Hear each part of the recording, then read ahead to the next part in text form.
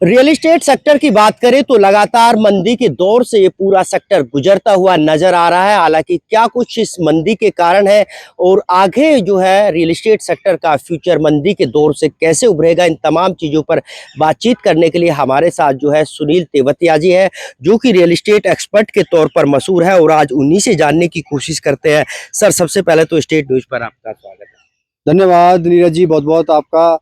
Basically real estate sector की हम बात करें तो पिछले कुछ दिनों में 2020 से लेके 2024 तक बहुत तेजी देखने को मिली है। इस तेजी में लोगों ने पैसा भी बनाया, नो डाउट, लेकिन सबसे बड़ा पैसा जो बना है वो बिल्डर का बना है। इसके अलावा पैसा बना ब्रोकर का। फिर सेकंड नंबर आता है आपका इन्वेस्टर का। इन्वेस्टर ने बहुत अच्छा पैसा बनाया, लेकिन अभी की डेट में हम देखें तो ये मंदी जारी रहने वाली है आने वाले कुछ सालों तक।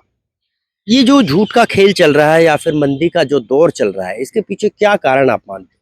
देखो, इसके पीछे सबसे बड़ा कारण है, पहला तो बिल्डर, सबसे मोटा पैसा बनाता है बिल्डर। और दूसरा जो कारण है वो है ट्रेडर। इनिशियली स्टेज पे ट्रेडर इन्वॉल्व होता है बिल्डर के साथ। देखो, किसी भी बिल्डर को प्रोजेक्ट लॉन्च के बाद पैसा चाहिए, और उस पैसे को रिकवर करने के लिए वो क्या करता है, वो ट्रेडर को इन्वॉल्व करता है।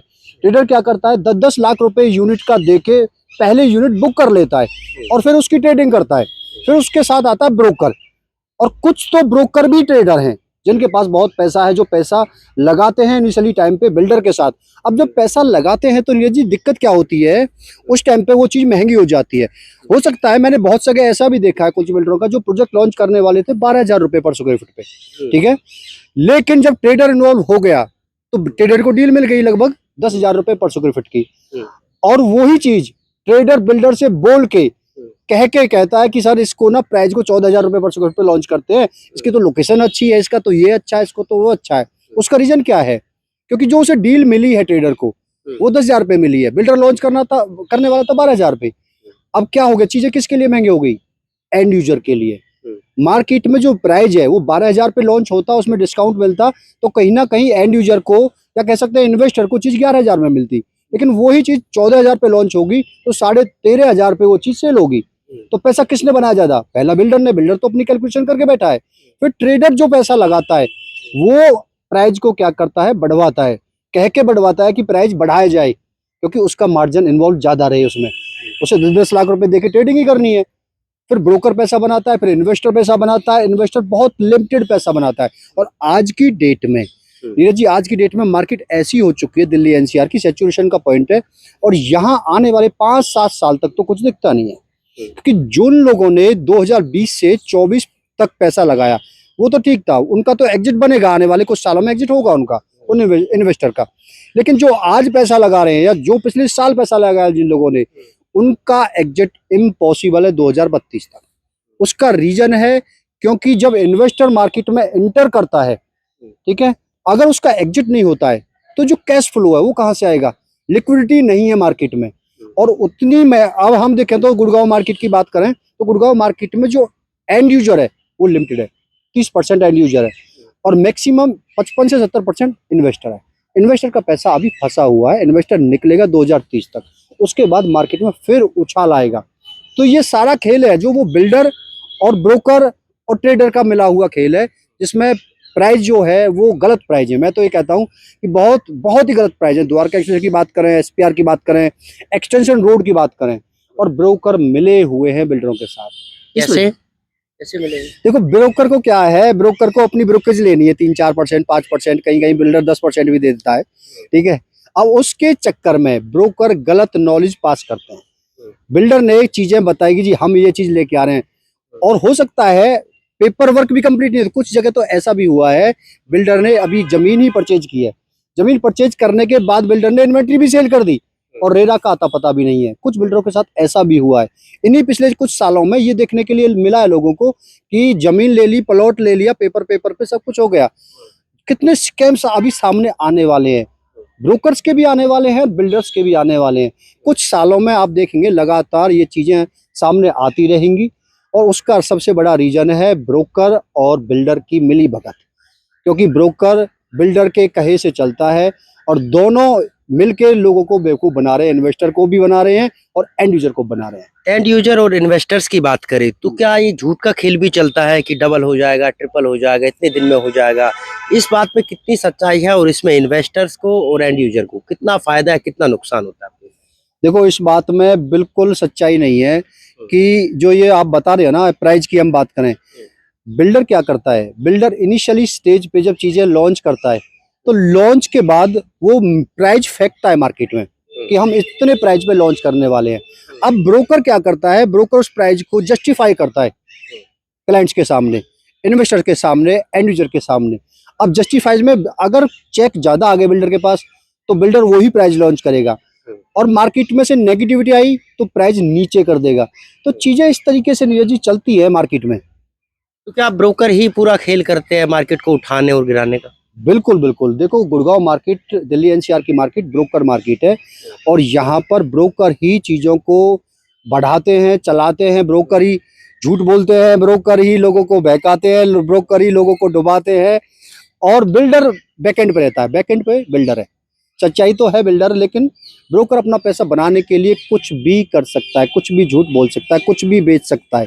मैंने ये भी देखा है, ऐसे ऐसे ब्रोकर हैं जो हवा में चीजें बना देते हैं, मतलब सफेद झूठ बोल देते हैं, सफेद झूठ, मतलब विश्वास नहीं होता, और ये हो रहा है। आप रियल एस्टेट लाइन में काम कर रहे हो पिछले कई सालों से, लेकिन आपको बिल्डरों से और डीलरों से क्या दुश्मनी है कि आप उन्हीं के खिलाफ खुलकर बोलते हैं? देखो, मुझे कोई दुश्मनी नहीं, ना किसी बिल्डर से दुश्मनी है मुझे, ना किसी ब्रोकर से दुश्मनी है, लेकिन मुझे सिर्फ ये समझ में नहीं आता, जब सच बोल के भी पैसा बनाया जा सकता है तो झूठ क्यों बोला जा रहा है? सच बोल के भी तो बनाया जा सकता है। अब इसमें पता है दिक्कत क्या है, सबसे बड़ी दिक्कत ये है, जो एंड यूजर है उसकी जेब कटती है। एंड यूजर को घर चाहिए, ठीक है, लेकिन घर उसकी जेब से आ ही नहीं रहा, उसकी जेब इतनी भारी करनी पड़ेगी उसको, तब वो घर ले पाएगा। उसका सबसे बड़ा रीजन ये है कि जो प्राइस बढ़ाया गया है वो फेक प्राइस है, वो बिल्डर ने, ब्रोकर ने मिलजुल के प्राइस बढ़ाया। अगर ये प्राइस नहीं बढ़ते तो लोगों को घर मिल पाते। इन्वेस्टर का पैसा भी तभी बनेगा जब एंड यूजर मार्केट में होगा। आज एंड यूजर मार्केट में है अफोर्डेबल का, जिसका टिकट साइज 1 करोड़, 1.25 करोड़, 1.5 करोड़ का है, लेकिन अपार्टमेंट लॉन्च हो रहे हैं 4.5 करोड़, 5 करोड़ से शुरुआत हो रही है। कुछ लोग कह रहे हैं, अभी कुछ लोग बोल रहे थे, कुछ ब्रोकर्स जो बिल्डर के ज्यादा चमचे बनते हैं वो बोल रहे थे कि ये बिल्डर आने वाले हैं 30-35 हजार रुपए पर स्क्वायर फुट पे चीजें लॉन्च होंगी। कैसे जस्टिफाई करोगे 30-35 हजार रुपए पर स्क्वायर फुट का प्राइस है? यहाँ पर गुड़गांव है, गुड़गांव में हाई पॉल्यूशन है, दिल्ली एनसीआर में पॉल्यूशन बहुत है, ठीक है, कुछ दिखाने के लिए है नहीं। किस तरीके का प्राइस बढ़ेगा?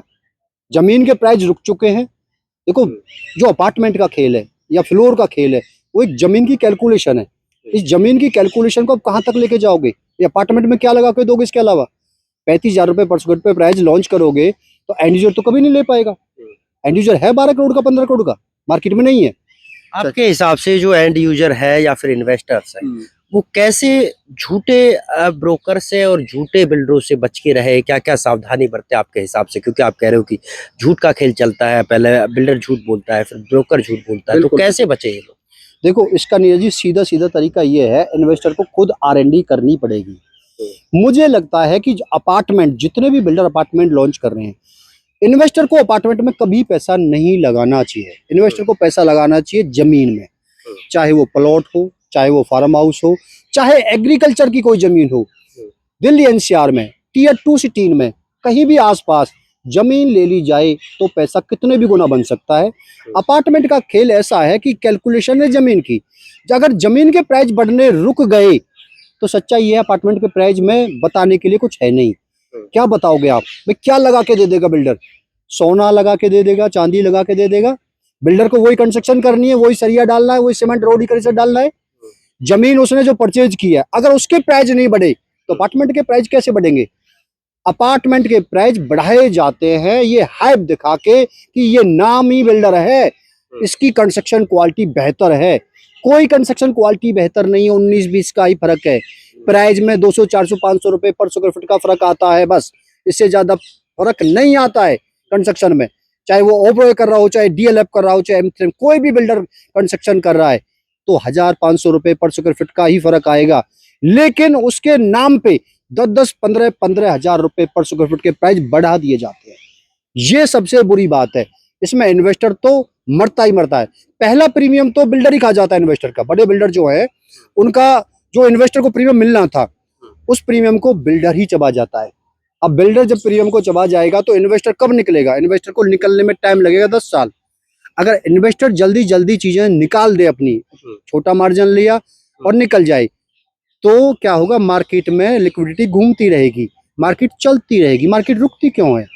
उसका सबसे बड़ा कारण ये है, मार्केट इस वजह से रुकती है जो फेक प्राइस बना के दिखाए जाते हैं, और बिल्डर जो चीजें सेल करते हैं वो उस प्राइस पे सेल करते हैं जो आने वाले 5-7 साल बाद का प्राइस है।